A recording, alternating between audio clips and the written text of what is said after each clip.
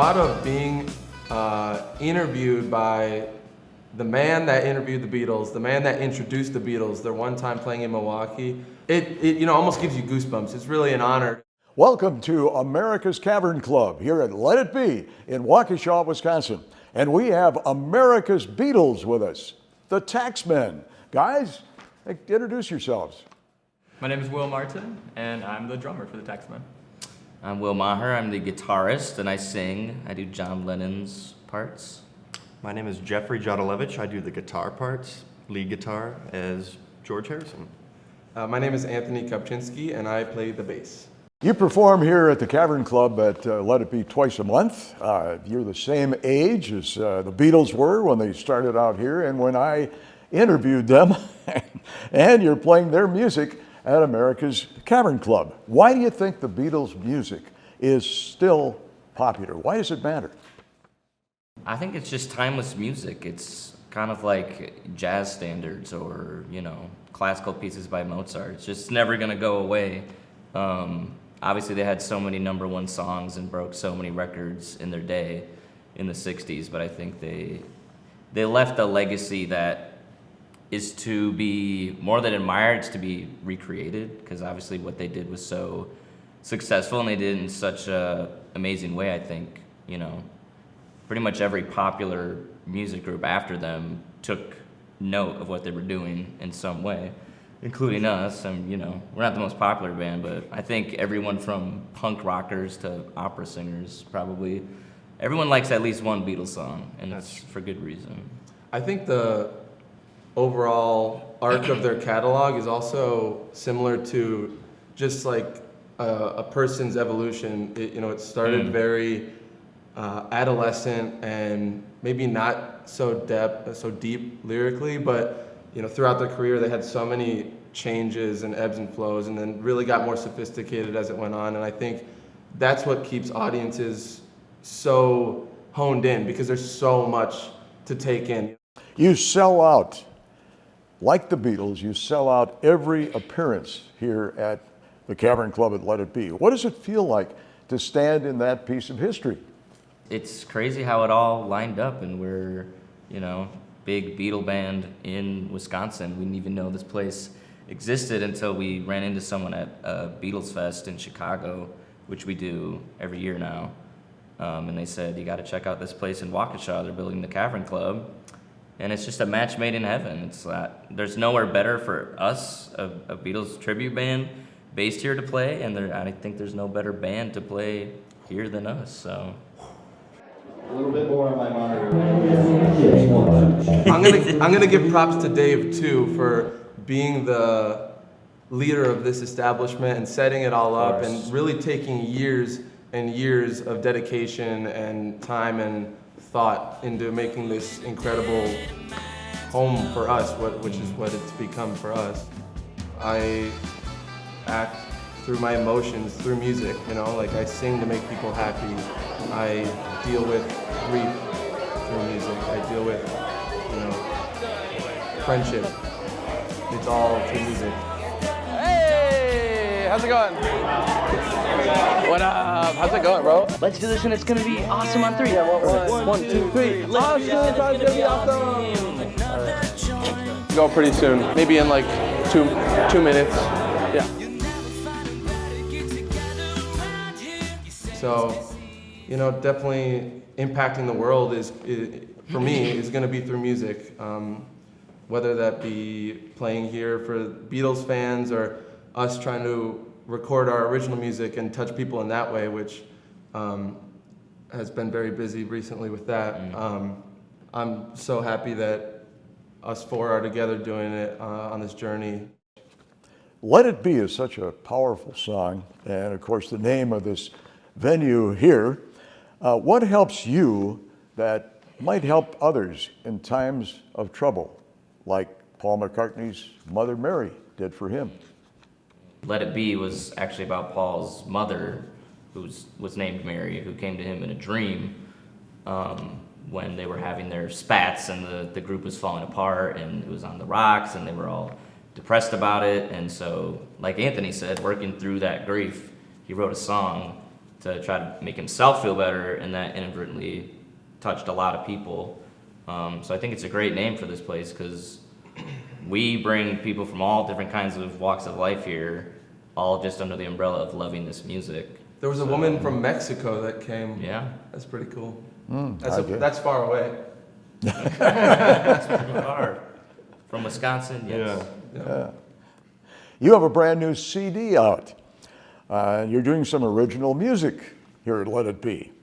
Tell us about your style of original music. And will you be performing here? Maybe a night of your original music here at the Cavern Club.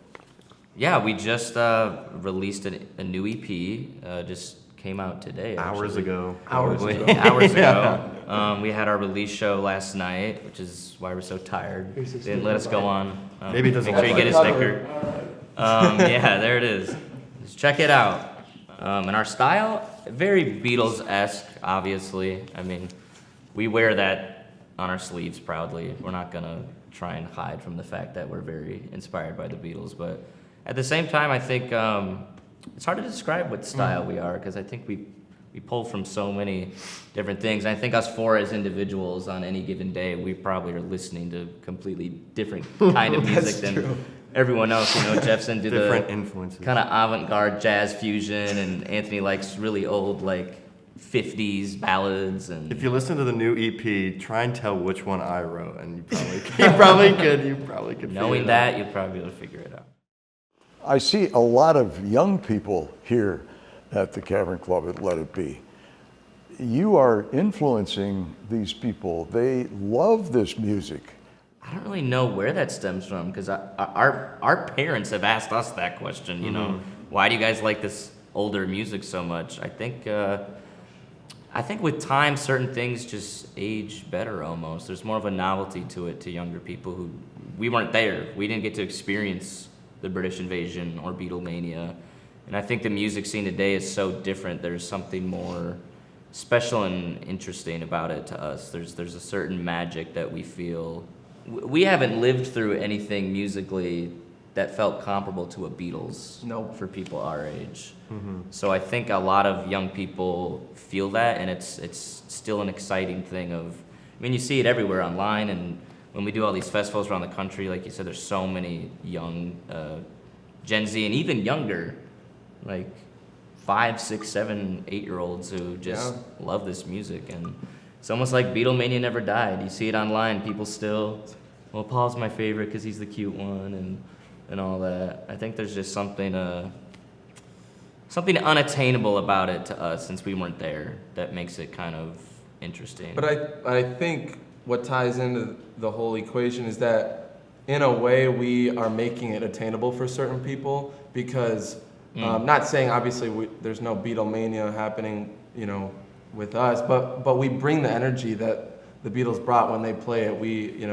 You can watch live videos and you can listen to their music, but there's nothing like seeing a live band play it. And I think that message has gotten lost over time with a lot of people. And there's so many bands like us trying to fight to keep that message alive of live music is really something special. And I think a lot of people are connecting with that.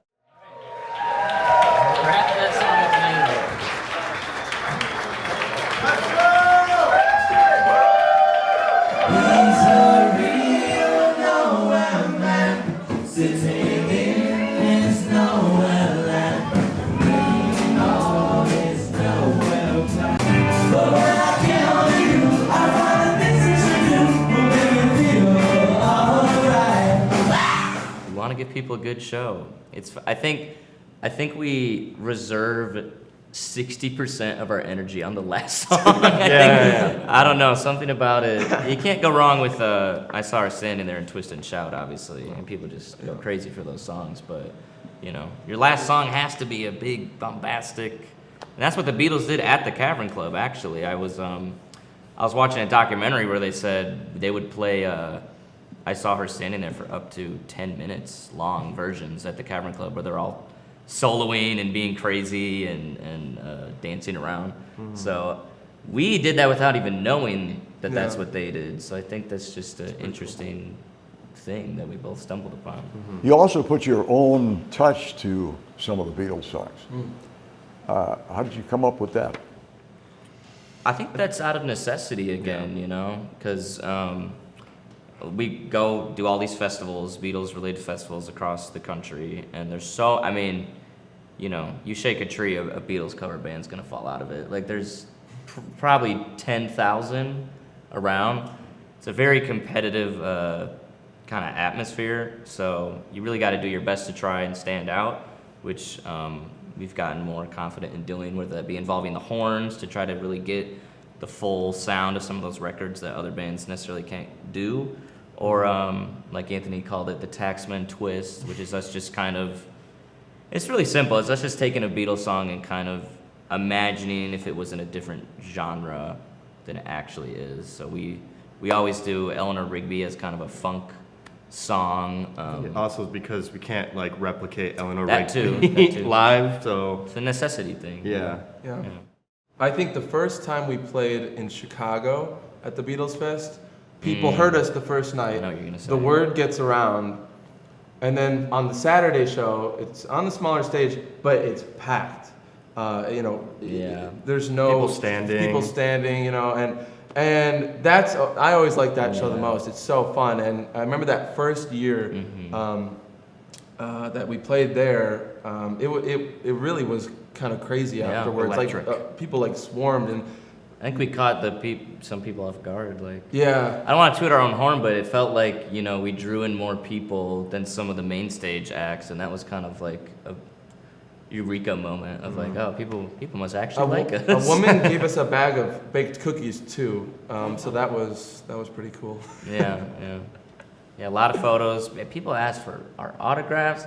It's kind of bizarre. I never thought, you know, we'd be in that position of people, can you sign your name above your face on the CD? Or it's gotten to the point where at the Beatles Fest we have like a running in joke of we place a bet on how much time it's gonna take when the show's over and how long it's gonna take to get to our hotel room because of all the people who are gonna want to say hi or take a photo or something. And that time's only increased with every go. It's a good sign it's so, increasing. You guys are doing well. You're packing them in. You're appearing all over the place. What is your ultimate goal in life? Speaking for myself, I want to do this. I want to make music and play music, and that's what I'm doing. So. I was just about to say, I think the cool thing is that for me, we're doing it. You know, we're just living life. We're recording our original music, which for me, that's maybe my favorite thing to do is record our original music because we just have such a fun time when it's just us four in a room and playing to people, playing live, traveling. I love going to different cities to play music because it's something different. We get to try new food, and that's I almost like eating food more than music, so that's a plus. More importantly, we're just really close friends and having a great time with all of our friends. I wouldn't want to do it with anyone else, you guys. It wouldn't be the same. But yeah, I think I just want to do it. I don't know about you guys, but I don't have any visions of grandeur of becoming the next Beatles or being that famous or getting that big. I really just want to, you know, if there's an audience, I'm there. I don't really care how big, as long as, you know, hopefully we can make a living in a long-term capacity. That's all that matters to me. America's Beatles, twice a month here at America's Cavern Club. Let It Be in Waukesha, Wisconsin. Details on the website, letitbeltd.com. Grab their new CD. Google taxmen.mke and follow them on social media for tour dates and events. You guys at some point, are you gonna